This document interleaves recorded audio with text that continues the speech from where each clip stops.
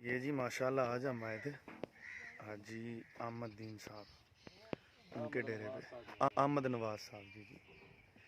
ये सारी गायें, ये मज्जें, ये हर चीज़ उनकी है माशाल्लाह। 60-70 किले उनकी ज़मीन है ये सारी। बस उनका यही काम है सारा ना कि वाई बीजी होती है सारी। कनक का मौसम है, कनक के अपने घास है सारा ना। फार्म बनाया हुआ है अपना मछली का घर के लिए ही ना। यहाँ से मछली, अम्बों के बागात हैं और उसके अलावा हर फल, जैसा कि हमने कुछ दिखा सके हम, तो बाकी भी काफ़ी ज़्यादा हर चीज़ ही उनका जो है ना माशाल्लाह घर हैं सारे। अपना डेरा है और ये जानवर भी आप देख रहे हैं। और ये उन्होंने वेलना भी उन्होंने लगाया हुआ है सारा जो है ना। गन्ना भी अपना, हर चीज़ अपनी होती है। बड़ी खिदमत की इन्होंने माशाल्लाह, अल्लाह इनको आबाद रखे। तो ये बड़ा मज़ा आया यहाँ पे, हमने बड़े इन्होंने अच्छे अच्छे नज़ारे हमें दिखाए। अल्लाह इनको ऐसे ही आबाद रखे। ये जी गांव का माहौल है, ऐसे ही फिर चलता है। आप सबसे गुजारिश है कि हमारा यूट्यूब चैनल भी ज़रूर लाइक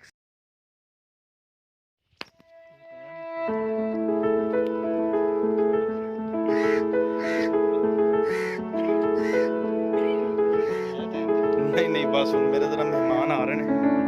जी जी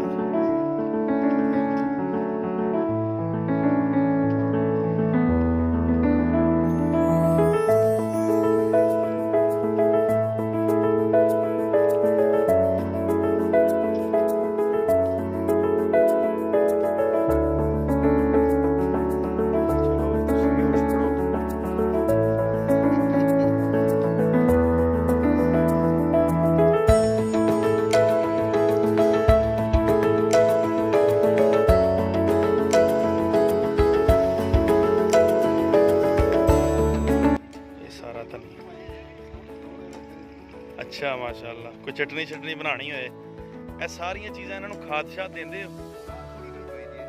अच्छा सही सही। ਇਹ ਜਿਹੜੀ ਚੀਜ਼ ਹੈ ਨਾ ਇਹ ਕੋਈ ਚੀਜ਼ ਹੈ ਪੋਸਟ, ਸ਼ਾਇਦ ਤੁਸੀਂ ਸੁਣੀ ਹੋਸੀ। अच्छा ਇਹ ਜਿਹੜੀ ਉਹਦੇ ਤੇ ਫੁੱਲ ਲੱਗਦਾ ਹੈ ਤੇ ਫੁੱਲ ਇੰਨਾ ਖੂਬਸੂਰਤ ਹੁੰਦਾ ਹੈ ਨਾ ਜੀ। अच्छा ਉਹਦੀ ਖੁਸ਼ਬੂ ਬੜੀ ਦੂਰ ਦੂਰ ਜਾਂਦੀ ਹੈ। अच्छा सही ਬਰੀਕ ਦਾਣੇ ਤੇ ਫਸਫਾਸ ਇਹਨੂੰ ਸੱਦਿਆ ਜਾਂਦਾ, ਪੋਸਟ ਵੀ ਸੱਦੀ ਜਾਂਦੀ। सही। ਇਹ ਥੋੜੀ ਜਿਹੀ ਹੈ, ਇਹ ਵੈਸੇ ਤੇ ਪਾਬੰਦੀ ਹੈ ਗਵਰਨਮੈਂਟ ਦੀ। अच्छा ਇਹ ਅਸੀਂ ਫੁੱਲਾਂ ਤੌਰ ਤੇ ਥੋੜੀ पोस्ट, मैं ਤੁਹਾਡੀ ਗੱਲ ਸਮਝ ਗਿਆ। ਇਹ ਪੋਸਟ ਇਹ ਨਸ਼ੇ ਦੇ ਤੌਰ ਤੇ ਵੀ ਇਸਤੇਮਾਲ ਹੋ। हाँ जी ਇਹ ਜਿਹੜੀ ਚੀਜ਼ ਕੜੀ ਹੁੰਦਾ ਹੈ जी जी सही।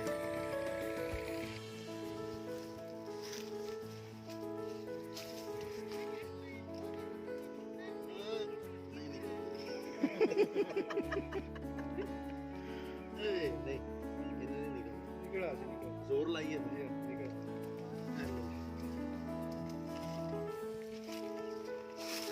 माशाल्लाह गाजर ही है।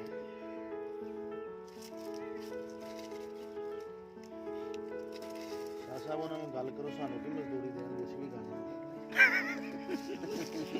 तो डंडे ला ले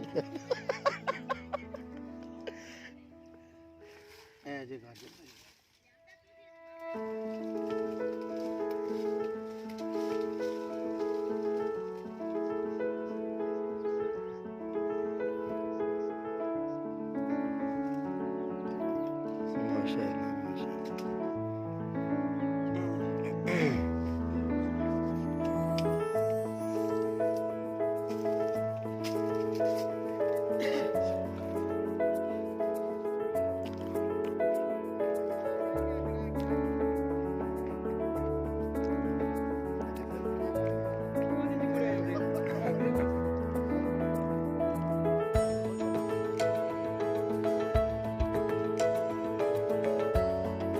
माशाल्लाह सेब और बेर का ग्रास, इसके अंदर बीज नहीं है। जो बेर का होता है ना, सेब के बीज है इसके अंदर।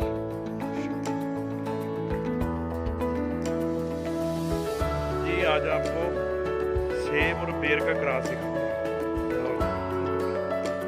मैं ये देखें माशाल्लाह। अब ये मैं आपको दिखाता हूँ, बीज नहीं है। सेब की तरह जैसे बीज होते हैं सारी यहाँ शाह साहब हैं। जी जी अच्छा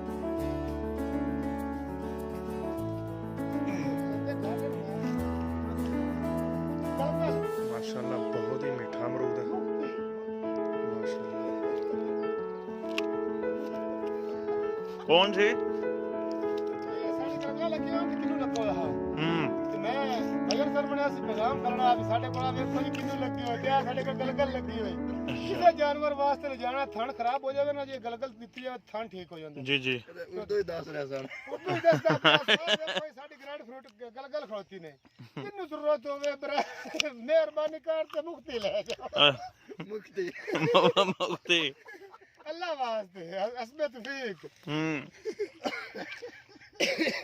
ਇਹ ਅਨਾਰ ਦਾ ਬੂਟਾ ਹੈ ਜੀ बड़ा मीठा अमरूद है माशाल्लाह बड़ा ज्यादा फल इतना का लगता है कि इतना अमरूद नु तो किन्नू लगता है कि हद तो ज्यादा